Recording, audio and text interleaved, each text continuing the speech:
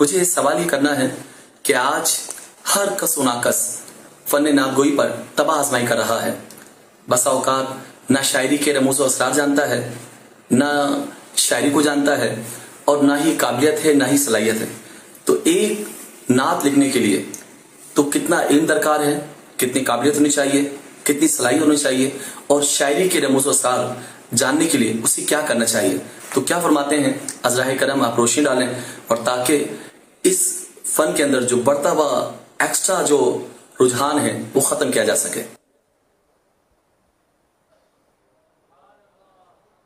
وہ کسی کا شعر یاد کر کے مجھے وہ مسکراہٹ آ رہی تھی. شاعری آتی نہیں پر شاعری کرنے لگے، چارہ سمجھ کر شاعری کو سب گدھے چرنے لگے. کسی کا شعر ہے مطلب. اچھا، اب رہی نعت شریف کی شاعری، نعت گوئی، اس کے تعلق سے بھی ایک مقطع حاضر ہے کسی کا. شعر کہنا شہر یار اپنی جگہ، شعر کہنا شہر یار اپنی جگہ، نعت کہنے کو احمد رضا چاہیے. تو اصل وہ اعلیٰ حضرت رحمۃ اللہ علیہ فرماتے ہیں کہ نعت گوئی جو ہے نا، یہ بہت مشکل کام ہے. یعنی سمجھو دو دھاری تلوار پر چلنا ہے. اوپر جاتا ہے تو الوہیت میں پہنچ جاتا ہے، اور یہ بھی نہیں کرنا، اور نیچے تو پھر وہ توہین کر بیٹھتا ہے. اس کا بیلنس بہت مشکل ہے نعت گوئی کا. ایک سے ایک نعت خوان یعنی کہ جن کے تاریخ میں جن کے نام ہیں، ان کی کمزوریاں بھی پکڑی گئی ہیں، علماء نے لکھا ہے. اور اپنے بھی سر پکڑ لیتے ہیں بعض وقت کہ یار اچھا ایسے سے شعر کہیں، یہ کہ آسان نہیں ہے. یعنی کہ وہ بولتے ہیں نا کہ ہتھیلی پر انگارہ رکھنا، بلکہ نعت گوئی تو سمجھو ہتھیلی پر ایمان رکھنا کہ کہیں گر نہ جائے، ضائع نہ ہو جائے. ایسا نازک معاملہ ہے. اور جو ہمارے عام شعراء کرام مائنس کرام تو نہیں کہہ سکتا میں، تو یہ ایسے سے بعض اوقات اشعار لکھتے ہیں کہ سوچ کا نہیں پڑتا اب اس کو حکم کیا لگے گا، ایسی باتیں لکھ جاتے ہیں. تو اس لیے میں تو خیر زمانے سے عرض کرتا رہا ہوں کہ اپنے سرکار اعلیٰ حضرت رحمۃ اللہ علیہ یا دیگر بزرگان دین یا علماء کرام، ان کے کلام پڑھا کریں.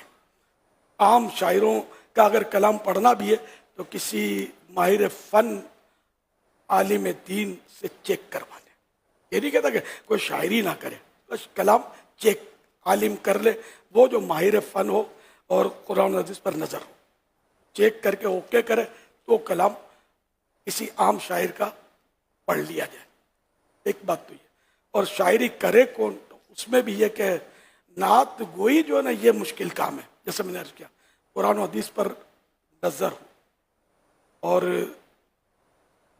فن بھی جانتا ہو شاعری کا، ورنہ بڑا اوٹ پٹانگ وہ کلام ہوتے ہیں، ردیف قافیہ کا ٹھکانہ نہیں ہوتا، اوزان کا بھی کوئی ڈنگ دھڑا نہیں ہوتا.